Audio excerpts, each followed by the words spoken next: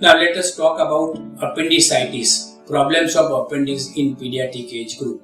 Most of the parents think that appendicitis is a problem of older age people, but it is equally common in pediatric age group also. And in children, when the appendix gets infected, what we call as appendicitis, it always takes a serious course in children. And particularly in girls, appendix, if it is not diagnosed timely, it can cause perforations, and in girls, it can block the fallopian tube. So these girls may have a problem of getting pregnancy in the later age group.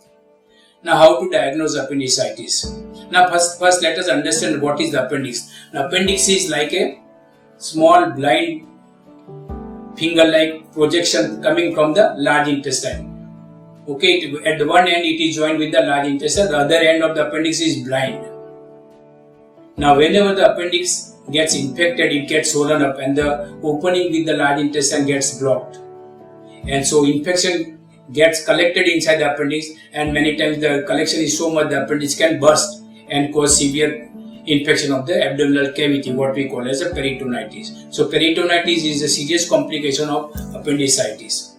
Now, patient starts with the pain in around the umbilicus, and then gradually the pain shifts in 2-3 hours into the right lower abdominal part where the appendix is normally situated.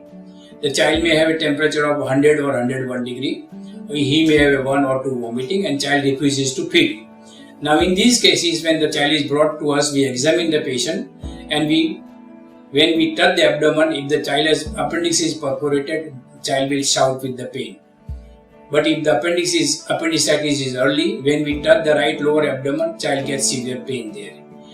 So with this suspicion of the appendicitis, we subject the child to few investigations like blood test, which will show raised WBC white cell count, and second most important investigation is ultrasonography.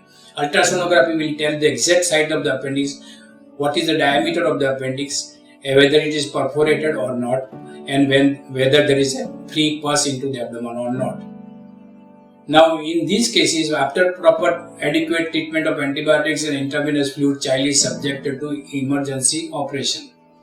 In older days, we used to cut the abdominal wall and go to the appendix and remove the appendix. But last 2 to 3 decades, all appendix are removed with the help of laparoscopy. With 3 mm or 5 mm, 3 holes, we remove the pus if it is there in the abdomen, and we remove the appendix, and child invariably gets better in 24 hours or 48 hours, and in 4 or 5 days child can go to the school.